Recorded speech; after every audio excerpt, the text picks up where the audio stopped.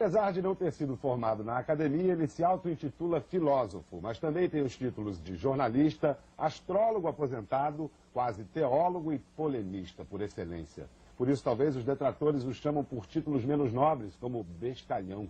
O nosso entrevistado de hoje é Olavo de Carvalho, autor de livros como Aristóteles em Nova Perspectiva e o volume demolidor O Imbecil Coletivo. Olavo, muito obrigado por estar aqui com a gente. E, afinal, o que é ou quem é o imbecil coletivo? Não, quem agradece sou eu pelo convite. E quanto ao imbecil coletivo, em parte somos todos nós. Se trata de um fenômeno coletivo. Não se trata de individualizar este ou aquele imbecil em particular. Aliás, até a definição do imbecil coletivo é essa, né? Quer dizer que é uma coletividade de pessoas até de inteligência superior, mas que no exercício da sua função inventam um jeito de fazê-la de modo imbecilizante, mas que rebaixa o nível geral, né, da produção intelectual, apesar da qualidade dos indivíduos isoladamente. Né? Então, essa expressão imbecil coletivo, a inspiração para ela foi aquela definição do Gramsci sobre consciência individual e consenso coletivo? Isso mesmo. O imbecil, esse título, imbecil coletivo, é uma paródia do intelectual coletivo, de Antônio Gramsci. Porque para Antônio Gramsci, o sujeito do conhecimento não é eu, você ou um outro indivíduo concreto em particular.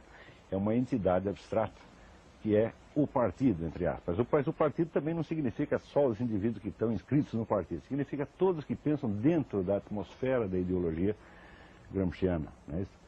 Então, esse pensamento coletivo, ele se caracteriza, a meu ver, pela total irresponsabilidade. Né? Porque é o sujeito indefinido. Ele nunca pode ser cobrado. Né? E isso aí se impregnou de tal maneira, né, nos meios culturais brasileiros, que até pessoas que nunca pensaram em Antônio Gramsci são um pouco contaminadas por esta coisa. E isso aí tem incentivado muita irresponsabilidade intelectual, né? O Bruno Tolentino, que há poucas semanas esteve aqui no nosso programa, ele afirma: o Imbecil Coletivo foi um livro destinado a fazer barulho. Sem aquela barulheira toda, sua obra, a obra de Olavo de Carvalho, nunca teria acontecido. O senhor concorda com essa definição? Porque esse mesmo argumento também pode ser usado por adversários que dizem: o senhor só escreveu isso para aparecer. Bom, se fosse o caso de aparecer, eu talvez necessitasse aparecer quando tinha 20 anos, 21 anos. Aí a gente precisa de uma confirmação dos outros para saber se a gente vale alguma coisa. Mas agora, 50 anos de idade, eu já posso adotar aquela divisa de Dom Quixote: eu sei quem sou. Tá certo? Ninguém precisa me informar o que eu sou. Tá certo? Então, além disso, precisa ver que todo este meu trabalho é resultado de 20 anos, tá certo? De estudo e de atividade bastante modesta e discreta, empreendida junto com os meus alunos. Né? Foi só depois de todo esse período, para assim dizer, de incubação e de elaboração interior que eu achei que tinha cacife, tá certo, para colocar as minhas opiniões em público. Exatamente ao contrário do que faz a maioria aqui, porque o Brasil é um país de gênios jovens. Todo mundo aos 19 anos aqui é gênio, né? E depois chega aos 30 já é um idiota perfeito.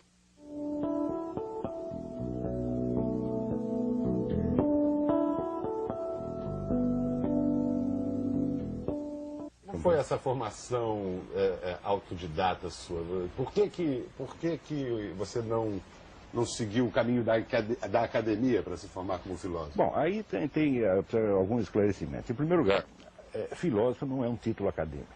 Não existe título acadêmico de filósofo. Existe o título de doutor em filosofia, o título de bacharel em filosofia, etc, etc. Mas não podemos identificar a filosofia com a estrutura profissional, tá certo, e legal que serve ao seu exercício hoje, e que é um fenômeno bastante recente na história. Nós não podemos esquecer que a constituição da profissão de filósofo, como tem hoje, é do século passado. E a filosofia existe já há 2.400, 2.500 anos. E, em segundo lugar, não há realmente nada de estranho que um filósofo brasileiro seja autodidata, porque os maiores filósofos brasileiros foram autodidatas. Miguel Reale, que tinha o diploma de advogado, mas em filosofia era um autodidata; Mário Ferreira dos Santos, Vicente Ferreira da Silva, Newton da Costa. Tá certo? Todos eles são pessoas que se formaram à margem do contexto universitário. Mais ainda, eu estou convicto de que até hoje o ensino universitário brasileiro de filosofia não tem a menor condição de formar um filósofo autêntico. Tanto não tem que não formou. E tanto isso é verdade que a principal universidade brasileira, que é a USP, no seu departamento de filosofia, reconhece a sua própria esterilidade, a sua própria incapacidade de gerar um pensamento autêntico. Ora, sendo as coisas assim, o que eu ia fazer lá? Perguntei, de que valeria, né, um diploma assinado por as pessoas que estão confessando sua própria impotência. Então eu achei que era mais prudente buscar um ensino onde ele existisse. Então, em parte nos livros, em parte mediante aproximações, contatos pessoais e pedindo conselhos a pessoas que me pareciam sábias e qualificadas e que hoje eu vejo que eu tinha toda razão, que eu escolhi muito bem. Mas aí, novamente aqui, fazendo o papel tomando o ponto de vista dos seus críticos, se o senhor é um autodidata e escolheu não ingressar na academia, que autoridade você tem para atacar a própria academia? Com que autoridade a gente diz que 2 mais 2 é 4? No meu entender, qualquer pessoa que diga que 2 mais 2 é 4, que as galinhas botam ovos, diz com autoridade divina, tá certo? Porque essa é a autoridade do óbvio, tá certo? Eles dizem quando perguntam, mas quem é você para dizer isso? Eu digo, olha, é simples, eu sou o sujeito que escreveu isto, tá certo? Não é necessário mais referências. Autoria é a autoridade. Mas é evidente, né? Autoridade vem de autor. Quer dizer, então, eu sou filho de minhas obras, eu sou filho de 20 anos de ensino, eu sou filho desses livros que eu escrevi, tá certo? E não tenho mais que dizer, eu sou descendente do seu fulano, tenho diploma não sei o quê. Tudo isso é uma bobajada, isso é uma coisa de caipira. Eu fico até um pouco envergonhado pelos meus críticos, por eles levantarem esse tipo de objeção. Mas você esperava uma reação violenta também, né? Violenta sim, mas não tão burra. Tá certo? Por quê? As objeções que esse pessoal levanta são tão bobocas, tá entendendo, que eu fico com dó dos caras. Digo, olha, para responder essas pessoas é tão fácil, porque quanto mais elas falam, mais se enrolam.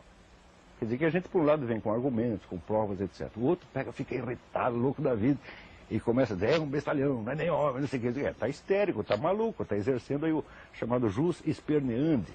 Quer dizer, que sabe, tá certo, que já foi desnudado, sabe que está pelado em público e não tem mais jeito de esconder.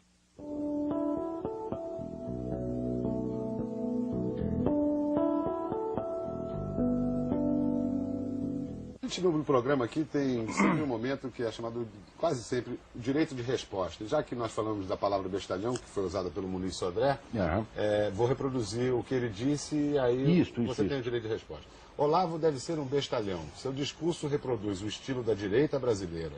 É vaidoso, mas covarde, pois se apoia no poder econômico. Além do seu direito de resposta, eu pergunto em que poder econômico o senhor se apoia. Olha, eu realmente não sei do que ele está falando. Acontece que quando deram esta entrevista, inclusive foi ao Jornal do Brasil, reuniram 4 ou 5 pessoas, deram uma entrevista de página inteira, tá certo? Para falar mal deste que você fala. Daí enviei uma carta, resposta ao Jornal do Brasil. A carta não foi publicada. Quer dizer, vendo o meu direito de resposta violado, desrespeitado, eu pedi à faculdade da cidade, que era a própria editora, tá certo? Que me pagasse um espaço no Jornal do Brasil para eu responder. Tá certo? Então, isso não é uso do poder econômico. O poder econômico tem essas pessoas que têm sempre a imprensa à sua disposição. Eu, como não tenho, fui obrigado a pedir esse favor que, gentilmente, a faculdade da cidade fez, né, de ceder este espaço. Quer dizer, isto prova. Os caras estão tentando se fazer de coitadinhos, como se fosse oprimidos por um poder econômico. Na verdade, se ler minha declaração de renda, vão chorar, vão ficar com dó de mim. Eu não posso garantir que não tem nada a invejar, nenhum desses. Agora pegando então aqui, prosseguindo nessa crítica do Muniz Sodré. Eu não posso garantir que não tem nada a invejar, nenhum desses. Agora pegando então aqui, prosseguindo nessa crítica do Muniz Sodré. Você é de direita? Olha, eu não estou falando de direita, eu direita de Deus Pai, Todo-Poderoso, no juízo final, espero, tá entendendo? Agora, se é direita ou esquerda aqui, não me interessa. Me interessa é em cima e embaixo. Tá certo? No tempo em que quem estava no poder era a direita, eu estava na esquerda, tá certo? Como crítico. Tá certo? Agora eu acho que a esquerda está num momento de ascensão. Tá certo? Então eu automaticamente passo a olhá-la com olhos críticos. Tá certo? A esquerda está no momento de ascensão? Ah, sem sombra de dúvida. No momento que a alternativa socialista sofreu um colapso no mundo inteiro? Sem sombra de dúvida. Isso aconteceu no mundo inteiro, mas eu não duvido que a esquerda aqui no Brasil, ela tem uma grande esperança de que isso aqui seja a terra onde vai haver um renouveau, um renascimento. Eu acho essa esperança maluca, mas eu creio firmemente que eles têm esta ideia, né? E que tem um poder muito grande hoje, a gente vê sobretudo nos meios de comunicação, na universidade. Isto por quê? Porque a partir da década de 60 foram adotando a estratégia gramsciana, que é de fazer a revolução cultural primeiro para fazer a revolução política depois. Então foram gradualmente ocupando espaços, né, nas universidades, na imprensa, rádio, movimento editorial, etc, etc. E hoje isso aí está praticamente, tá certo, na mão deles, embora eles não assumam a responsabilidade. Quer dizer, muitas vezes têm o poder, mas não assumem que têm. Tá certo? Então continuam se sentindo, né, perseguidos e infelizes. Né? Agora, quanto aí ao que essas coisas que disse o Muniz Sodré, isso aí não merece nem resposta. Né? Quer dizer, isso aí lá é argumento. Ah, é um bestalhão, é isso aqui, se apoia no poder econômico. Bom, eu quero saber qual é a resposta que o homem tem ao que eu estou dizendo. Mas isso é uma bela maneira de fugir do assunto. Né? Isso é uma covardia, isso é uma irresponsabilidade, isso é uma molecagem. Em essência, de que discussão eles estão fugindo? Que discussão você está propondo que não estão comprando a briga? No caso ali de Muniz Sodré, ele ficou bravo porque eu escrevi um artigo a respeito do livro dele que chama Jogos Extremos do Espírito, tá certo? Onde ele, falando de uns fenômenos provocados aí por aquele taumaturgo mineiro Thomas Green Morton, ele se mostrava deslumbrado com aquilo, tá certo? E dava àqueles fenômenos a dimensão de fenômenos divinos. Eu digo, mas isso é uma coisa de ignorante, isso é uma coisa de quem chegou agora no assunto religioso, não entende nada, tá certo? E qualquer efeito mágico mais esquisito, ele pensa que é divino, tá certo? Quando, se você vê na tradição judaica, islâmica, cristã, etc., existe toda uma distinção entre graus de fenômenos espirituais que ele, para escrever um livro desse, ele tem a obrigação de conhecer, tá certo? Então, o que eu estou dizendo ali é que ele simplesmente, em matéria religiosa, é um apedeuta, um palpiteiro, entendeu? E você começou... Isso eu disse e reafirmo, tá certo? O senhor Muniz Sodré entende tanto de religião quanto eu entendo de futebol. Sei. E você começou estudando religiões comparadas, não foi? Esse foi o primeiro interesse que eu tive na vida, e é até hoje um grande interesse. Eu me lembro aqui da frase do Riobaldo, do Grande Sertão, que religião está aí para desendoidecer a gente. E por isso, quanto mais religiões, melhor. Mas eu também acho isso. Eu também acho exatamente isso. Eu acho que a multiplicidade de religiões, tá certo? Sobretudo essas grandes religiões universais, longe de ser um argumento contra a religião, é um argumento a favor. Tá certo? Ela mesma é um milagre. Tá certo? A hora que você começa a aprofundar um pouco, o que é o judaísmo, o que é o islamismo, e você vê a imensa maravilha desses edifícios, tá certo?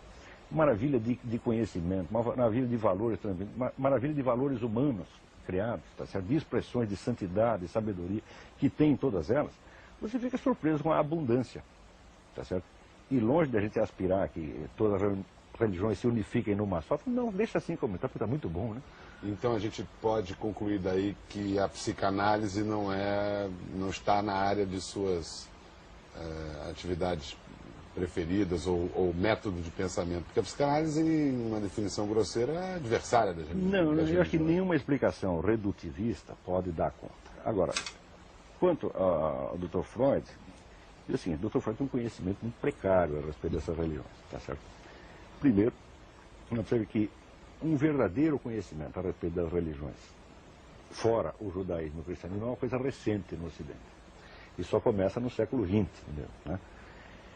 Então, geralmente, quando o sujeito olha o islamismo, o hinduísmo, ele olha com olhos judaico-cristãos e não entende. Já faz uma salada miserável. Quanto ao Dr. Freud, tá certo? Ele evidentemente vê as coisas com olhos de um judeu renegado, um judeu que abandona o judaísmo, tá certo? E que tem todo aquele ressentimento, aquela maluquice toda. Né? E eu acho que é muito injusto. Isso é a visão sartriniana de Freud também, né? Sem dúvida. E eu acho que ele é muito injusto com a religião de Moisés.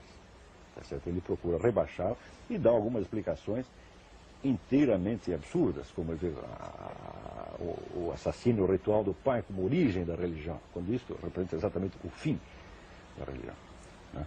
Isso, inclusive, é mencionado no meu livro Jardim das Aflições, tem uma explicação mais minuciosa a esse respeito, então eu remeteria o leitor a esse livro, porque aqui não teria condição de aprofundar isso aí. Mas, de modo geral, a explicação psicanalítica da religião me parece, em certos pontos, até infantil, tá certo? Sem negar o valor clínico do método Freud. Né? Quer dizer, mas uma coisa é você criar uma técnica clínica, outra coisa é você desenvolver uma antropologia filosófica.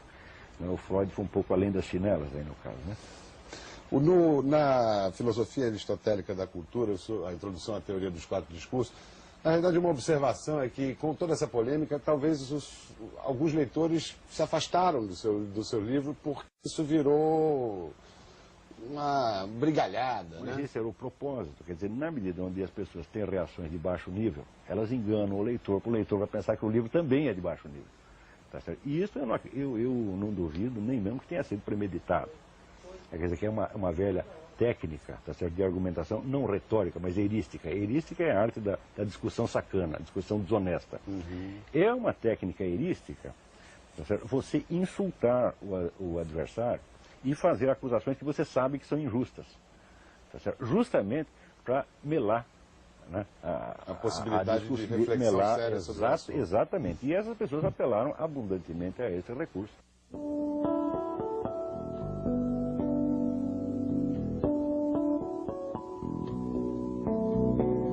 Você também foi astrólogo, e aí isso me soa excêntrico, assim, porque fico citando aqui o Richard Dawkins, que é aquele célebre neodarwinista, que é da cadeira de compreensão pública da ciência de Oxford.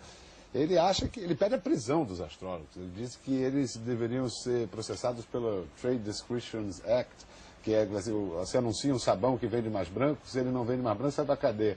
E que os astrólogos também vendem um peixe que eles não podem entregar. Isso aí eu já tive a ocasião de dizer uma vez, num debate com o famoso astrônomo aqui do Rio de Janeiro, qualquer sujeito que se prevalece do seu conhecimento num campo para opinar sobre o outro, do qual ele ignora tudo, é um charlatão, deveria ser, tá certo, processado por exploração da credulidade pública. Esse seu Dawkins se inclui nitidamente nisto. Essa questão da astrologia ficou em debate durante 100 anos, sempre na base da discussão retórica. Isso quer dizer, é o a favor, é o contra, é o pró e contra, tá certo? É uma tomada de posição absolutamente emocionais, sem nenhuma tentativa séria de elucidar a questão. Mas qual é a base científica da astrologia, Olavo? Veja, uma coisa é a astrologia, como é praticada. Outra coisa é o fenômeno astral em si. Quer dizer, existe ou não uma relação qualquer entre a figura do céu na hora do nascimento e o caráter do camarada? Essa é uma questão. Existe. Agora, a questão de se a técnica astrológica funciona ou não é completamente diferente. Aliás, esta confusão é uma das coisas que contaminam esse debate. Tá certo? Por não ter feito essa distinção, todo mundo quer saber se a astrologia funciona ou não. Eu digo, mas é impossível saber se a astrologia funciona ou não antes de você ter elucidado a questão do fato. Se existe uma correspondência entre o céu e o indivíduo. Então, eu empreendi aí uma série de investigações e concebi toda uma metodologia justamente para tirar essa questão a limpo. Após 15 anos de pesquisa, a gente pode chegar à conclusão, posso afirmar a conclusão seguinte: existe alguma correspondência. E ela não é bem no sentido que dizem os astrólogos. Isso quer dizer que os dois lados do debate têm lá a sua cota de razão. Mas o que é uma vergonha é que se gaste 100 anos de palavrório sem ter tentado equacionar a coisa de uma maneira decente. Praticamente a única pesquisa mais abrangente que foi feita nesse sentido foi a de Michel Gauquelin, na França. Mas o que você chegou à conclusão, então, nesse seu estudo... É que o fenômeno astral existe, tá certo? E isso é fácil. Aliás, isso eu nem precisava provar. Isso já estava provado pela pesquisa de Michel Gauquelin. O que você chama de fenômeno astral, a influência dos astros sobre... Não influência, não sabemos. Existe uma correspondência estrutural, tá certo, entre a figura dos astros no céu na hora do nascimento e o caráter do indivíduo. Isso é comprovável. Agora, qual é a natureza dessa influência? Essa é uma influência causal, é uma simultaneidade? Isso aí não se sabe. Então, tudo isso aí é um conjunto de interrogativas. Então, qual é a postura cientificamente correta, respeitável? Tá certo? É não transformar arbitrariamente as interrogações em afirmações. Tá certo? Então, o que eu estou fazendo aqui é o seguinte: eu estou fazendo uma acusação pública, tá certo, a astrólogos e inimigos da astrologia, de que tem tratado do assunto de uma maneira extremamente leviana, tomando partido, tá certo, antes de sequer ter concebido teoricamente, a possibilidade da investigação. Porque uma investigação dessa não é uma questão de você fazer estatística, não. É questão de você equacionar o problema, criar o corpo de conceitos, criar o corpo de hipóteses, etc. É praticamente criar uma nova ciência. Tá certo? Era isso que deveriam ter feito. Tá certo? Mas, infelizmente, os astrólogos e seus adversários procederam de uma maneira muito partidária nesta coisa. Tá certo? Tanto que, após ter feito essa investigação e publicado este livrinho, que é o Caráter como Forma Pura da Personalidade, que é um resumo desta investigação, eu considerei que a minha contribuição ao assunto estava encerrada. Tá certo? Eu já falei o que tinha de falar. Tá certo? Daqui para dentro, quem quiser tirar proveito dessa investigação, tire. Quem quiser continuar tomando partido arbitrariamente, tá certo? O astrólogo para posar de sábio esotérico, fingindo um conhecimento que não tem. E o acadêmico para fingir que ele tem muita certeza científica de uma coisa que ele ignora completamente. E quem quiser continuar envolvido nessa palhaçada, continua. Tá certo? O meu serviço foi tentar equacionar a coisa de uma maneira intelectualmente responsável. Agora, não deixa de ser cômico que justamente quanto mais a gente procura ser responsável e correto nessa coisa, mais aparece, né, sujeito do outro lado tentando posar de importante, você está entendendo, e nos condenando e achando ruim. Tudo isso para mim é de uma extravagância fora do comum. Olha, infelizmente a gente está chegando ao fim do programa, mas eu queria fazer uma última pergunta. O que é politicamente correto? Pô, é uma imbecilidade atroz. Né? O politicamente correto é um moralismo travestido. Quer dizer, o sujeito não quer falar em nome da moral, porque a moral se tornou feia. A moral lembra a repressão, lembra isso aqui. Então ele inventa, ele troca o nome, ele passa lá um verniz e passa a dizer politicamente correto. Mas isso é uma coisa tão repressiva quanto qualquer moralismo velho. Né? Quer dizer, agora tudo passa a ser feio e passa a ser fiscalizado. Mais ainda, o politicamente correto é um pretexto de que o Estado moderno se utiliza, tá certo, para exercer sobre a vida do cidadão uma fiscalização que nem regimes tirânicos e totalitários tiveram coragem de fazer. Se você dissesse ao Mao Tse-tung, Mao Tse-tung matou 60 milhões de pessoas, nós vamos inventar uma lei aqui para fiscalizar olhares. Mao Tse-tung ficaria horrorizado. Átila, o Uno, ficaria horrorizado. Então, nos Estados Unidos tem isso. Você olhou de tal maneira para a perna da mulher, pronto, já cadeia.